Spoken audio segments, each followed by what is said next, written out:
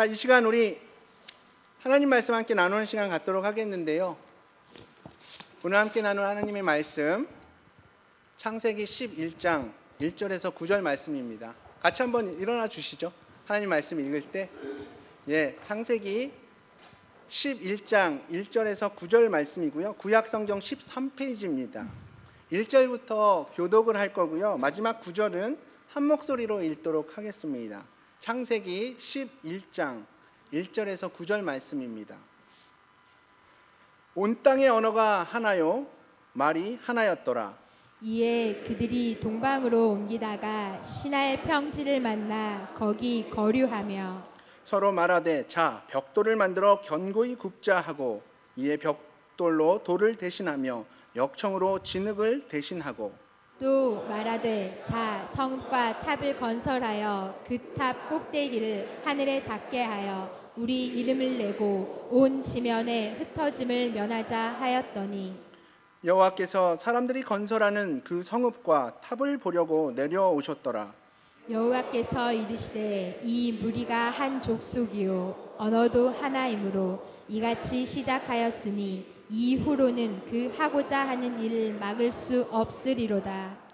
자 우리가 내려가서 거기서 그들의 언어를 혼잡하게 하여 그들이 서로 알아듣지 못하게 하자 하시고 여호와께서 거기서 그들을 온 지면에 흩으셨으므로 그들이 그 도시를 건설하기를 그쳤더라. 함께 읽겠습니다. 그러므로 그 이름을 바벨이라 하니 이는 여호와께서 거기서 온 땅의 언어를 혼잡하게 하셨음이라.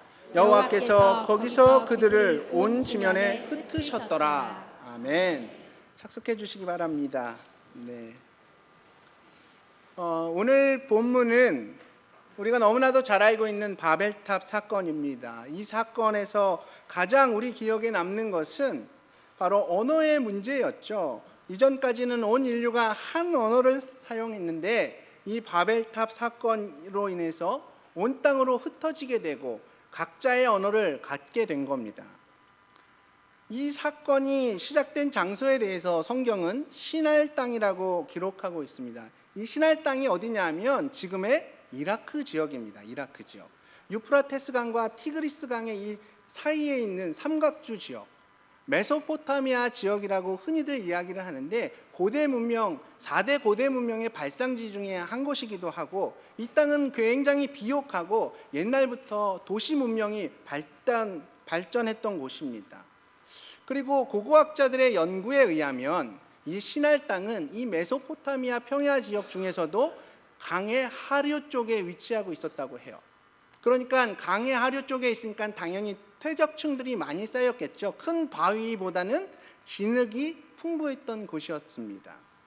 그리고 다음 장 창세기 12장에 나오는 아브라함의 고향 갈대아 우르 역시 이 메소포타미아 지역에 있던 도시국가 중 하나였습니다. 어쨌든 노아의 자손들은 이제 번성해서 동쪽으로 계속 이동을 하다가 이 시날 땅을 보게 된 거예요. 근데 이 땅이 너무 살기 좋고 비옥한 땅이라고 판단이 되니까 야 여기서 살자 이런 결정을 한 겁니다. 거기에 계속 머물면서 어떤 일을 했냐, 큰 탑을 하나 짓게 됩니다. 근데 이 탑이 오늘날 21세기까지도 스스로 하나님 되고자 하는 인간의 욕망, 그런 사람들의 마음을 상징하는 그런 존재가 되었습니다. 그 탑을 오늘 본문은 바벨탑이라고 하고 있어요. 이 바벨이라는 의미 자체가 혼란스럽게 하다라는 뜻입니다. 그리고 이런 마음을 바벨탑 영성, 세상적 가치관, 땅에 속한 사람들, 육신의 마음, 이런 말로도 우리는 얼마든지 바꿔서 사용할 수 있습니다. 오늘 저는 그리스도인들의 적, 바벨탑 영성이라는 제목으로 여러분들과 함께 말씀을 나누길 원하는데요. 오늘 본문에서 이 바벨탑을 쌓는 과정과 동기들을 한번 살펴보면서 21세기를 살아가고 있는 우리 마음속에도, 우리 그리스도인들의 마음속에도 혹시 있을지 모르는 이 바벨탑 영성에 대해서 점검해보는 시간을 갖기 원합니다. 오늘 본문 3절 말씀입니다. 우리 한 목소리로 읽어볼까요? 자, 시작. 돌을 만들어 견고히 굽자 하고 이에 벽돌로 돌을 대신하며 역청으로 진흙을 대신하고 자, 바벨탑 영성의 첫 번째 모습은 하나님으로부터의 독립선언입니다. 하나님으로부터의 독립선언. 결국 내 삶 가운데에 하나님이 필요 없다는 생각이 바로 바벨론 영성의 첫 번째 모습이에요. 오늘 본문에서 노아 후손들은 돌 대신 벽돌을, 진흙 대신 역청을 사용하는 모습을 볼 수 있습니다. 역청이라는 건 뭐냐 하면 천연 아스팔트, 천연 시멘트라고 생각을 하시면 돼요. 진흙보다 훨씬 더 업그레이드가 돼서 방수 효과도 뛰어나고 이 저착력도 좋은 그런 천연 제조라고 보시면 됩니다. 어뜻 보면 이들은 굉장히 발전하고 있고 성장하는 것 같습니다. 이들의 슬로건이 뭡니까? 돌 대신 벽돌을, 진흙 대신 역청을. 여러분, 이 슬로건을 잘 기억해 두셔야 됩니다. 어쨌든 이들은 이 신할 땅에 머물면서 아주 중요한 문명의 발전, 진보를 이루게 되는데 그건 바로 벽돌의 개발이었습니다. 이제 이들은 벽돌을 만들 수 있게 되었습니다. 인류 문명사에서 이 벽돌을 만든다는 것, 이건 굉장히 중요한 부분이에요. 사실 이전까지의 사람들은 그냥 동굴에서만 살았습니다. 아니면 땅 파고 그 위에 지붕 대충 덮어서 살았겠죠.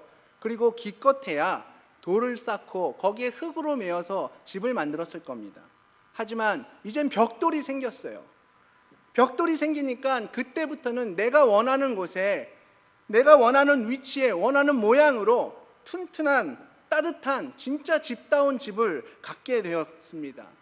그리고 거주하는 집이 변한다는 것은 단순히 삶의 공간이 변한다는 그 이상의 의미가 있어요. 삶의 많은 부분이 변하게 됩니다.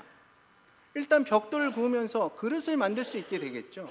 그릇이 만들어지면 곡식을 저장할 수 있게 됩니다. 곡식을 저장하면 이제 부의 축적이 이루어지죠. 그리고 튼튼한 집은 보안과 안전의 문제를 해결해주고 이제는 본격적으로 정착 생활의 시작이 되는 겁니다. 그렇게 사람들이 모이고 부의 축적이 이루어지고 당연히 그럼 거기에 권력이 생기겠죠. 그렇게 도시 문명이 시작이 되는 겁니다. 사실 벽돌 하나 만드는 게 그리 대단한 거냐고, 아무것도 아닌 것처럼 보일 수도 있겠지만 당시에는 굉장히 큰 변화의 시작점이었습니다. 이런 영향력을 지금 우리 시대로 생각해 보면 컴퓨터나 스마트폰이 개발된 것과 비슷하지 않을까요? 컴퓨터랑 이 스마트폰이 개발되고 발전되면서 우리의 삶은 정말 획기적으로 바뀌게 되었습니다. 흔히 우리는 정보화 시대에 살고 있다고 말합니다. 지금 스마트폰 하나만 있으면 세계 곳곳에서 무슨 일이 일어나고 있는지 실시간으로 확인할 수 있어요. 제가 초등학교 다닐 때만 하더라도 그냥 맨날 운동장 뛰어나가서 축구하고 야구하고 기껏해야 비디오 가게 가서 비디오 한 편 빌려다가 보는 게 저의 놀이 문화의 전부였습니다. 요즘 애들 어떻게 하고 노는 줄 아십니까? 스마트폰으로 서로 동영상 찍고 그거 보면서 유튜브에 올리고 서로 댓글 달아주면서 낄낄거리고 그렇게 놉니다. 제 큰아들 윤수가 초등학교 4학년이거든요. 가끔 지 동생이랑 방에서 뭐 하나 보면 동영상 찍는 거예요. 재밌대요, 지네들끼리. 예를 들면 이런 영상을 찍는 거죠. 라면 먹고 아니면 치킨 시켜 먹으면서 그 먹방을 찍습니다. 어떨 때 보면 그 시나리오도 쓰고, 그러니까 대본을 써서 역할 나눠가지고 막 이렇게 연기도 합니다. 그거 진짜 드라마 찍는 것처럼 찍습니다. 심지어 동영상 편집 어플을 사용해서 특수 효과도 넣어요. 막 미사일이 터지고 차가 뒤집어지는 그런 동영상들을 찍고 만들어냅니다. 그렇게 동영상 한 편을 찍는 것으로 끝나는 게 아니라 이걸 유튜브에 또 올려요. 이렇게 되면 벌써 초등 4학년인데 1인 방송을 시작한 겁니다. 그리고 그 방송에 애청자도 벌써 많이 생겼습니다. 그 방송의 애청자, 서울에 계신 윤수 외할머니, 외삼촌, 외숙모, 너무너무 재밌대요. 어떻게 이렇게 재밌게 노냐요. 다음 영상 빨리 올려달라고 난립니다. 그래서 윤수는 1인 방송 이렇게 하면서 협찬 받아오고 방송 후원금도 두둑히 챙겨놨습니다. 그거를 알겨 써야 되는데 찬스가 도저히 생기질 않습니다. 요즘 초등학생들의 장래의 희망 1순위가 뭔 줄 아세요? 유튜버예요. 이렇게 동영상 찍고 그걸 올리고 그걸 사람들과 교류하면서 그렇게 조회수가 많아지면 광고 수입료도 이게 요즘 초등학생들의 장래희망 1순위인 겁니다. 이게 정보화 시대를 살아가고 있는 초딩의 모습이에요. 컴퓨터나 스마트폰에 아직 익숙하지 않으신 분들도 계신데, 이 세대가 다 가기도 전에 세상은 너무나도 빠르게 변하고 있습니다. 신할 평야에서 벽돌이 개발된 것, 그리고 우리가 지금 정보화 시대에 살고 있는 이런 문명의 발달과 과학이 발전하는 것은 분명히 좋은 일입니다. 우리 삶은 더 풍성해졌고 더 편리해졌죠. 가난과 질병의 고통에서 벗어났고 우리의 삶의 질은 정말 말할 수 없이 좋아졌습니다. 그렇습니다. 과학의 발전과 문명의 발달은 우리에게 나쁜 일이 절대로 아닙니다. 근데 분명히 과학의 발전과 문명의 발달은 우리에게 수많은 유익을 가져왔지만 이것을 대하는 사람들의 마음이 문제인 겁니다. 문명의 진보를 이룬 이 신할 땅에 있는 노아의 후손들이 뭐라고 말하느냐? 우리의 성을 쌓자, 우리의 이름을 알리자, 탑을 높게 쌓아서 하늘에 닿게 하자. 여러분, 이 말이 무슨 말입니까? 문명의 진보를 이루고 그것을 통해서 더 하나님을 깊이 예배하는 자리로 나가고 더 하나님 예배하는 것에 집중하는 것이 아니라 오히려 그들 안에는 하나님처럼 되고자 하는 마음이 생긴 겁니다. 더 이상 나는 하나님의 보호하심이 필요한 존재가 아니라 나는 내가 지킨다라는 생각이 그들 마음을 채우고 있는 겁니다. 하나님으로부터 독립하겠다는 독립선언인 거죠. 우리 하나님께서는 과학의 발전을 거부하시고 문명의 진보를 터부시 여기시는 그런 분이 아닙니다. 오히려 하나님의 뜻은 하나님께서 우리에게 주신 그 지혜와 지식을 가지고 문명을 발전시키고 과학을 발달시켜서 모든 인류의 삶의 질이 더 풍요로워지고 더 행복해지기를 원하십니다. 그래서 하나님께서 우리에게 이성을 주신 거거든요. 근데 죄로 오염된 우리의 마음이 문제인 것이죠. 과학과 문명은 결코 완전하지도 않고 영원하지도 않아요. 그래서 매일매일 새로운 것으로 채워져 가야 됩니다. 새로운 것으로 이렇게 대처해 나가야 됩니다.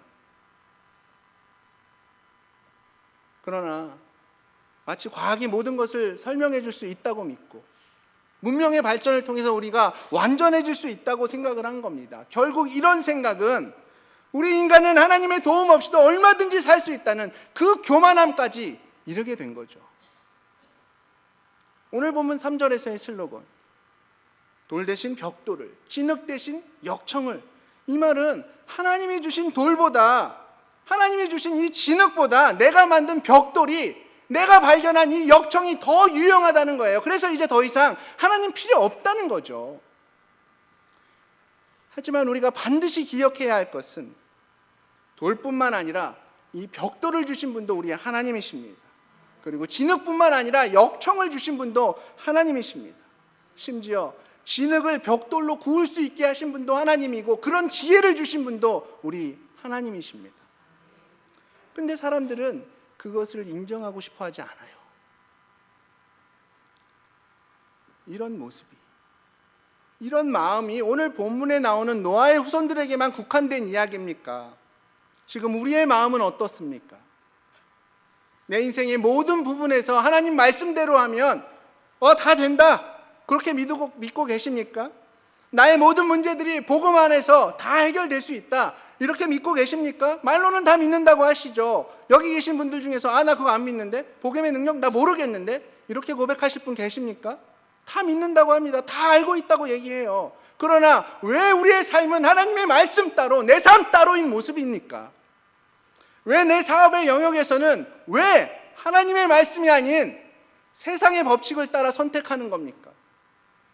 내 자녀 교육의 문제에서는 왜, 그 영역에서는 왜 하나님 말씀 따라 선택하는 게 아니라 자녀가 전교 1등하는 그 학부모 말대로 선택하는 겁니까? 내 관계의 영역에서는 왜 하나님 말씀대로 선택하는 게 아니라 왜 내 감정 따라 선택하는 겁니까? 우리 입술의 고백 속에서는 늘 하나님 의지한다고 말하지만 혹시 우리 삶이 하나님으로부터 독립되어 살고 있지는 않습니까? 하루하루 하나님께서 주시는 그 말씀이 이젠 나에게 전혀 새롭지가 않고 오히려 말씀이 너무 진부하고 뻔하다는 생각이 우리 마음을 채우고 있지 않습니까? 사랑하는 성도 여러분, 긴장하십시오. 이런 마음은 바로 하나님으로부터 독립하고자 하는 마음이고 하나님 도움 없이 나 혼자 얼마든지 살 수 있다는 이 바벨론 영성의 모습인 겁니다. 이 바벨탑 영성은 썩어 없어질 이 땅에 속한 생각이고 사탄이 주는 마음입니다. 악한 겁니다. 우리 안에 진짜 회복이 일어나려면 하나님으로부터의 독립이 아니라 하나님과 동행할 때 진정한 회복이 일어나는 겁니다. 자, 바벨탑 영성 두 번째 모습은 바로 자기 영광을 위해 살아가는 모습입니다. 자기 영광을 위해 살아가는 모습. 오늘 본문 4절에 그들은 어떤 고백을 하나요? 함께 읽어보겠습니다. 오늘 본문 4절입니다. 창세기 11장 4절 말씀. 자, 시작. 또 말하되 자 성읍과 탑을 건설하여 그 탑 꼭대기를 하늘에 닿게 하여 우리 이름을 내고 온 지면에 흩어짐을 면하자 하였더니. 우리 성을 쌓고 우리 이름을 알리자. 이게 바로 자기 영광을 위해 살아가는 모습 아닙니까? 근데 이 마음의 끝은 온 땅에 흩어지지 말자로 결론 맺어집니다. 이것이 무엇을 의미하는지 한번 잠시 나누길 원하는데, 흩어지지 말자, 이건 모으는 영성이고 끌어당기는 영성이죠. 근데 이 모습은 하나님께서 창세기 1장 28절에 보면 자기 형상에 따라서 사람을 만드시고 그 사람에게 복을 주시고 사명을 주셨는데, 어떤 사명을 주셨느냐? 생육하고 번성하여 땅에 충만하라, 땅을 정복하라, 생물을 다스려라, 이런 사명을 주셨는데 정면으로 부정하는 고백인 거죠. 땅에 충만하라, 땅에 충만하여 이 땅에 가득하라, 이 얘기는 니네들끼리 모여있지 말고 세상 곳곳으로 흩어지라는 말이에요. 그리고 이 세상을, 악으로 가득한 이 세상을 심판하시고 유일한 생존자였던 그 노아의 가족들에게 하나님께서는 다시 사명을 재확인시켜 주십니다. 창세기 9장 1절, 생육하고 번성하여 땅에 충만하라. 하나님께서는 동일한 사명을 주셨어요. 땅에 충만하라, 흩어지라는 얘기죠. 그리고 구약시대에 주어졌던 이 사명은 신약시대의 출발이신 그 예수님께로 이어지는데, 예수님께서도 이 공생의 사역을 마치시고 십자가 사건을 다 치르시고 하늘로 승천하실 때 마지막으로 우리에게 남기신 사명이 무엇이었습니까? 마태복음 28장 19절 20절에 보면, 그러므로 너희는 가서 모든 민족으로 제자를 삼아, 가서 모든 민족으로, 열방으로 흩어지라는 얘기입니다. 사도행전 1장 8절은 뭐죠? 오직 성령이 너희에게 임하시면 너희가 권능을 받고 예루살렘과 온 유대와 사마리아와 땅끝까지 이르러 내 증인되라고 명령하시잖아요. 땅끝까지 이르라. 이게 온 땅으로 충만해지라는 얘기입니다. 여러분 보십시오. 하나님의 말씀은 처음부터 끝까지 동일해요. 한결같이 말씀하고 계세요. 흩어지래요. 하지만 오늘 본문 가운데 바벨탑을 쌓으면서 이들의 고백은 무엇입니까? 우리 절대 흩어지지 말자. 이들의 이런 모습은 하나님께서 주신 사명에 정반대로 살아가고 있는 모습입니다. 하나님의 창조 질서는 자기만의 성을 쌓으면서 그곳에 머물러 있는 것이 아니라 흩어버리시고 자기 성을 깨트리는 것입니다. 바벨탑 영성은 흩어지지 않고 자기 성을 쌓아가는 그런 모습입니다.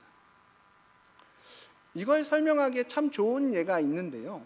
지금은 고인이 되셨지만 한동대학교 초대 총장을 지내셨던 우리 김영길 교수님, 고 김영길 교수의 그 신앙 간증이 굉장히 감동이 됩니다. 이분이 예수님을 만나고 어떤 고백을 하셨냐면, 자기는 평생을 과학자로 살면서 중력의 법칙 아래서 살았었대요. 중력의 법칙이 뭐냐? 모든 것을 이렇게 끌어당기죠. 예수 믿기 전에는 이 교수님의 꿈은 더 많은 것을 끌어당겨서 나를 크게 만들고 결국 내 중력장을 넓혀가는 거였대요. 자기 중력장이 넓어질수록 더 큰 영향력을 갖게 되고 더 큰 권세를 누리게 되고 더 대단한 결정권을 발휘하게 되니까 그게 당연히 자신의 꿈이 될 수밖에 없겠죠. 근데 이분이 예수님을 만났어요. 예수님을 만나고 보니까 세상에는 중력의 법칙만 있는 줄 알았는데 전혀 다른 법칙이 있다는 걸 깨달았대요. 그 법칙이 뭐냐? 바로 은혜의 법칙인 거예요. 은혜의 법칙. 이 은혜의 법칙은 중력 법칙처럼 모든 것을 자기에게로 끌어모으는 것이 아니라 내려놓고 또 내려놓게 하더래요. 모든 건 내려놓게 하더래요. 자기 꿈도 내려놓고 자기 계획도 내려놓고 자기 욕심과 욕망도 내려놓고 심지어 내 미래까지 십자가 앞에 내려놓게 되었대요. 여러분, 이게 진짜 거듭난 그리스도인의 고백 아닙니까? 하나님이 원하시는 삶의 모습은 중력의 법칙 아래서 살아가는, 그래서 모으고 또 모으고 내 성을 쌓아가고 내 유익을 위해서 내 공동체를 더 견고하게 세워가는 그런 모습이 아니라 자기 성을 깨트리고 온 땅으로 흩어지는 것이고 내 영광 위에 살아가는 것이 아니라 우리 주님 영광 위에 살아가는 모습입니다. 오늘 내 마음 가운데 나도 모르는 사이 내 마음을 좀먹고 있는 이 바벨탑 영성, 이 바벨탑 영성에 대해서 한번 나눠보았습니다. 바벨탑의 영성 첫 번째 모습은 뭐였죠? 하나님으로부터의 독립선언. 하나님 없이도 나 얼마든지 살 수 있어, 이렇게 살아가는 모습이 바로 바벨탑 영성의 모습입니다. 그리고 두 번째, 자기 영광만을 위해 살아가는 모습. 나를 위해 이것저것 다 끌어모아서 나를 더 크게 만들고 내 세력을 더 확장하는 그런 삶의 모습이 바로 바벨탑 영성의 모습이었습니다. 바로 이런 모습들이 오늘 본문 가운데에서 보여지는 바벨탑 영성의 모습이에요. 이 시간 우리 마음을 한번 점검해 보기를 원합니다. 물론 저는 우리 성도님들 한 분 한 분이 다 정말 주님 안에서 성숙된 그리스도인이라는 거 알고 있습니다. 지난 30년 동안 제 눈으로 확인해 왔습니다. 맞습니다. 때로 넘어질 때 있지만 결코 주저앉지는 않는 그런 강단 있는 그리스도인이라는 거 제가 알고 있습니다. 하지만 사탄의 공격은요, 그 누구에게나 예외가 없습니다. 그 누구나 그 공격 앞에서 넘어질 수도 있고 그 마음이 낙심되어질 수도 있어요. 혹시 여러분들께서 지금 낙심되셨습니까? 넘어지셨습니까? 내 마음 가운데에 바벨탑 영성이 조금씩 자리 잡고 있습니까? 그럼 어떻게 하시겠습니까? 그 마음에 잠식 당하시겠습니까? 그럴 수 없죠. 마지막으로 나눌 것은 어떻게 하면 이 바벨탑 영성으로부터 벗어날 수 있을까? 우리 마음을 보호하고 지킬 수 있을까? 오늘 본문 5절입니다. 5절에 보면 여호와께서 사람들이 건설하는 그 성읍과 탑을 보려고 내려오셨더라. 오늘 본문에 바벨탑 영성으로 찌들어 있는 이 사람들을 위해서 하나님께서 직접 이 땅 가운데 내려오신 걸 볼 수 있습니다. 그리고 그들의 언어를 혼자 파괴하는 방법으로 바벨탑 건설을 중단시키게 하셨고 그들을 온 땅으로 흩어버리셨습니다. 결국 하나님께서는 우리를 향한 당신의 뜻을 반드시 이루시는 분인 거예요. 그렇습니다. 오늘 본문에서도 볼 수 있듯이 시날 평지에 있던 노아의 자손들은 자기 스스로 바벨탑을 절대 무너뜨릴 수 없습니다. 하나님께서 직접 개입하셔서 바벨탑을 무너뜨려야 무너집니다. 마찬가지로 우리 역시 스스로 이 문제를 결코 해결할 수 없어요. 우리는 모두는 너무나도 무기력한 존재들입니다. 나약한 존재들입니다. 내 마음 하나 제대로 다스릴 수 없어서 고민하고 힘들어하는 게 저와 여러분들 아닙니까? 근데 우리 마음을 좀먹고 있는 이 바벨탑 영성, 이것을 어떻게 우리 힘으로 몰아내고 없앨 수 있겠습니까? 면역체계가 완전히 무너져서 간단한 감기 바이러스조차 이겨낼 힘이 없는 그런 사람이 어떻게 암을 극복할 수 있겠습니까? 이런 무기력한 나를 위해서 하나님께서 직접 이 땅 가운데로 내려오셨습니다. 2000년 전 유대 땅에 하나님께서는 당신이 가장 사랑하는 인간들을 위해서 가장 사랑하시는 당신의 독생자 예수 그리스도를 이 땅 가운데 보내주셨어요. 왜요? 우리 스스로가 이 지독한 죄의 문제를 결코 해결할 수 없기 때문에 이 죄의 문제를 해결하기 위해서 내가 달려 죽어야 될 저 십자가에 예수께서 대신 달려 죽기 위해서 이 땅 가운데 오신 겁니다. 예수님께서는 죽기 위해서 이 땅 가운데 오신 거예요. 너무 비참한 인생 아닙니까? 그렇습니다. 세상 모든 사람들은 태어나는 순간이 있고 죽는 순간이 있습니다. 모든 인생은 그렇죠. 하지만 죽기 위해 태어나는 인생은 아무도 없어요. 어찌 보면 예수님의 그 인생 너무 비참한 인생인 것 같습니다. 그렇습니다.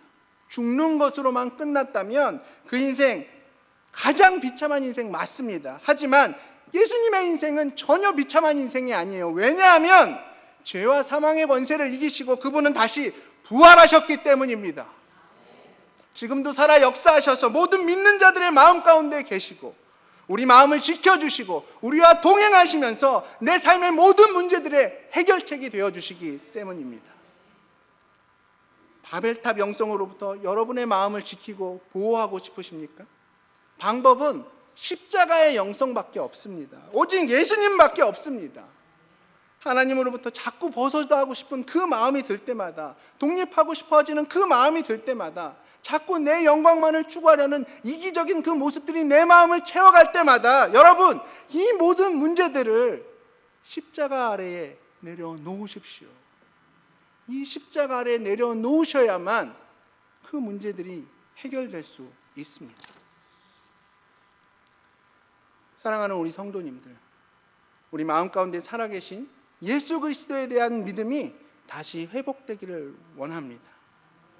그리고 내 마음을 좀먹고 있는 이 바벨탑 영성으로부터 승리할 수 있는 유일한 길, 예수님의 십자가를 붙들고 또 새롭게 시작하는 이 한 주를 살아가시는 저와 우리 모든 성도님들이 되시길 축복하며 오늘 말씀을 마치도록 하겠습니다.